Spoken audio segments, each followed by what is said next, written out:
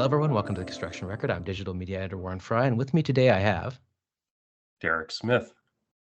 and we're going to talk about something that I think is unique. It's a construction board game for kids and their parents as well. But first, it comes from Construction Lab. If you could explain what Construction Lab is. So Constructionlab is Canada's leading professional development company that services clients from coast to coast to coast in both class settings as well as online learning. Okay, and JOBSITE specifically, how did you come up with the idea for a board game about construction, and what was the purpose of it? Right. So that's a great question, Warren. Thank you. Over the last 2 years, obviously 2.5 years, COVID changed a lot of the way that we learn globally. In every aspect. And at the exact same time as we were going through COVID in our household, I have an 18-year-old and a 16-year-old who at the time would have been 16 and 14. And what I noticed very quickly was our dining room table activities kind of went away very quickly, and they were exchanged for kids disappearing after dinner and heading up into their rooms, playing video games, getting on their social media, whatever it might be. And I found that we were struggling as a family to keep the kids engaged. We're not a big board game family, but it was certainly something that I took note of very quickly.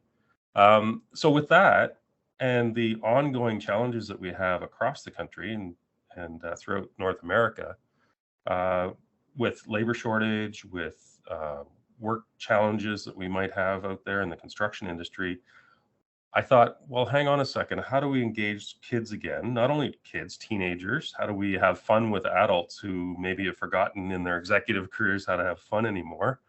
And how do we get them to the table to really enjoy themselves and learn at the same time about the construction industry in Canada? And so that was really the birth of it. And it occurred just around holiday season last year. My wife and I were sitting at the kitchen counter. We were just chit-chatting, and it just popped right into my head. JOBSITE, the board game. That's where it came from. It literally came from that. And we sat down. I sat down and with her, spent a little bit of time sketching out what that might look like. How could we create something that really isn't in the marketplace? We obviously did a little bit of homework on what's out there. And we developed it from there within a very short period of time, about 3 months from start to finish. And maybe you could walk me through exactly how the game works. It's like I immediately went to Monopoly, but I'm pretty sure it's not just Monopoly or anything like it.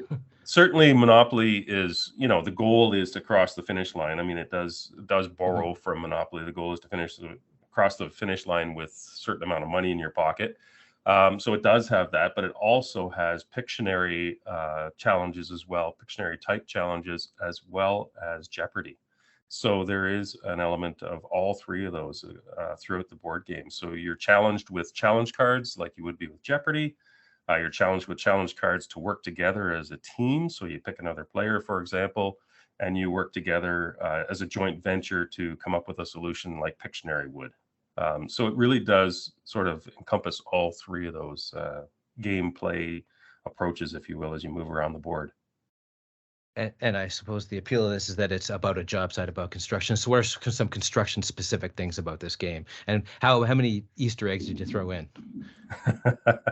Well, there's a lot to learn in the game. I mean, one of the categories is acronyms, and we know that in construction there's a ton of acronyms out there, and a lot of people are confused about what they mean. And certainly, if you're just sort of stepping into the industry, what does CCDC mean? Canadian Construction Documents Committee. What are some of these terms that we stumble across in drawings and specifications and things like that? So it actually does teach you about acronyms. It teaches you how to work together in terms of joint venture. One of the most interesting squares you can land on, I think, is low bid wins.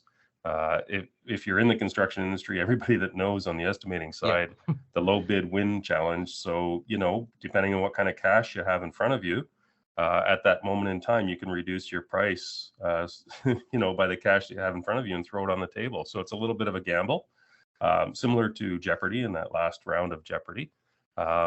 You gamble what you can with the question that's in front of you, and you compete against the other 3 or 4 that are sitting around the table with you competing. So that one is really fun. And so in terms of, you said it was not just for teenagers, but how do you make it appeal to that kind of wide spectrum, like from little kids to people just about to go in the industry, possibly? Right. So we've really spent a lot of time on the challenge cards, making them span from, a knowledge base of a grade 9, what could a grade 9 expect, so they can critically think about a challenge, or they can apply their mathematical skills at that level, right up to a challenge that might come across on one of the landing squares, where you are must be in the know of the construction industry. And then the other thing that we've done, which is really interesting, I think, is we've got different versions, right? We've got the classic version, which we've really targeted for high school students, maybe just getting into the industry, those who are interested in maybe joining into the labor union force. That type of a demographic is what we really focused on in the classic version. We've just released and just created the executive version, which is really targeted at my friends who are running construction associations and doing labor bargaining, and that are actually have been in the industry for a long time. That's the one that I think has the more challenging questions associated, that legal challenges, case law, all sorts of interesting challenges as you go around the board on that one. I look forward to seeing that at the next CCA conference. Well, that's exactly it. That's, That's what, who the audience would be for say that that, and that's exactly who we had in mind, So in terms of, besides conferences, obviously, presumably these are going to be going to schools and being marketed to sort of youth-oriented places. So how do you get this out there so people know about it? So one of the channels that we've been fortunate to build over time, based on my background as an association manager here in London, Ontario, for a few years, one of the channels that we have is our association network. We do a lot of work for associations on our professional development side. And so using that channel was probably the best way to get this out into the community, if you will, because if you think about it, across the country, we've got 33 local construction associations, plus a couple of dozen other provincial associations in both general contracting, trade contracting. In fact, if you add it all up, there's probably 150 associations from coast to coast to coast. So we're really relying on that channel to say, okay, here's what we think we can use this for. We have connections into the school boards ourselves, rather than Construction Lab try to build that relationship. I think the bridge comes from the construction associations and the experts that are in the local communities. So we've had success with that. We have 10 of them being delivered. Well, they were delivered yesterday, actually, to the Grand Valley Construction Association, who are using them for a Trades for Tomorrow program, where they're going to go into the schools and use JOBSITE as an opportunity to connect with their school boards in the Grand Valley, Kitchener, Cambridge, Waterloo, Ontario area. So, that's kind of where our model is right now. We are doing direct to consumer sales as well on our website, and we've had some success with that. Law firms, believe it or not, seem to be the most interested in purchasing early on, which I find really interesting. So they're actually finding their way into law firms, which I find curious, but that's okay. Didn't anticipate that. It's always nice to have a bit of a surprise. And then that's really direct to consumer, and our channel into the construction associations is where we're focused. And speaking of those associations, did you use them for play testing and just sort of error correction? Because I'm sure you know plenty about construction, but it's always good to run this through a bunch of other people before it goes out to the wider public. Yeah, for sure we did. We did here locally in London. We used the local association here. We also have